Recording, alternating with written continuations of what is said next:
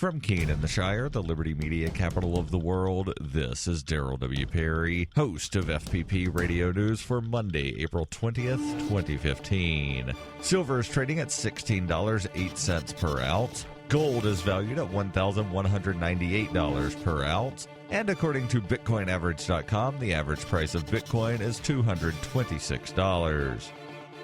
Antiwar.com reports after the fighting in Tikrit, Iraq turned its attention to Anbar, but seems to be losing ground to the Islamic State in the area. The real losers are the civilians of Anbar, as the UN reported at least 90,000 were displaced in the last several days. Most of the internally displaced civilians were from the capital city of Ramadi and the surrounding area, where the Islamic State has been making major gains in the face of a struggling Iraqi military counteroffensive. Some of the people fleeing Ramadi claim the city was all but empty of non-combatants, which, if true, would suggest a much bigger number of displaced, since the city alone had a population of nearly 500,000 people. While Ramadi has been contested since January of 2014, the city is now almost entirely under control of the Islamic State after a week of fighting, leaving Iraqi officials alarmed and U.S. officials insisting the city was never that important in the first place.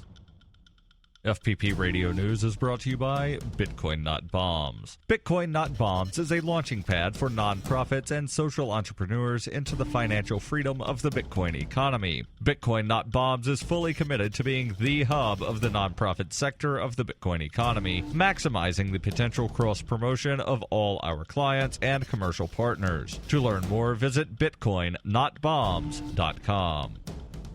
Reuters reports as many as 700 migrants were feared dead on Sunday after their boat capsized in the Mediterranean, raising pressure on Europe to face down anti-immigrant bias and find money for support as turmoil in Libya and the Middle East worsens the crisis. If the death toll is confirmed, it will bring to 1,500 the total number of people who died this year seeking to reach Europe, a swelling exodus that prompted Europe to downsize its seek and rescue border protection program in a bid to deter them. International aid programs strongly criticized the decision. After news of Sunday's disaster, several government leaders called for emergency talks, and EU Foreign Policy Chief Federica Mogherini said foreign ministers would discuss the immigration crisis at a meeting in Luxembourg on Monday. European Council President Donald Tusk said he was considering calling a special meeting of EU leaders, a summit that Renzi had called for earlier. Meanwhile, Italian and foreign ships and helicopters worked into the night to find possible survivors. So far, 28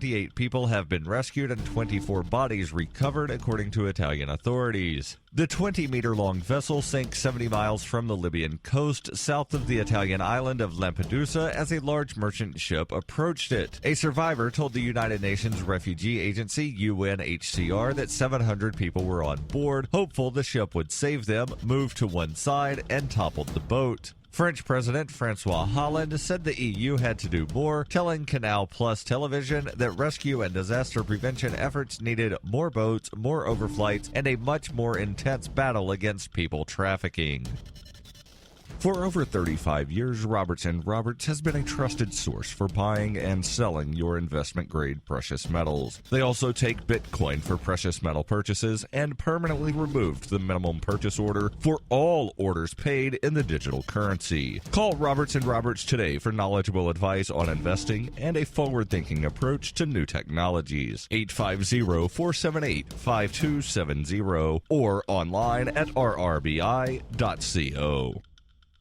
UPI reports the FBI and Justice Department have admitted to overstating forensics evidence results in court in a way that benefited prosecutors in hundreds of trials over more than 2 decades. The National Association of Criminal Defense Lawyers and the Innocence Project are assisting the agency with an internal review of past convictions, according to the Washington Post. The review is ongoing, but it has so far found 26 of 28 examiners in the FBI laboratory's microscopic hair comparison unit have made inaccurate statements in 95% of the 268 trials that have been reviewed so far. Of the 268 trials, 32 defendants were sentenced to death and 14 have been executed or already died. Defendants who are still in prison are being notified of possible inaccuracies in their trials so they can consider appeals.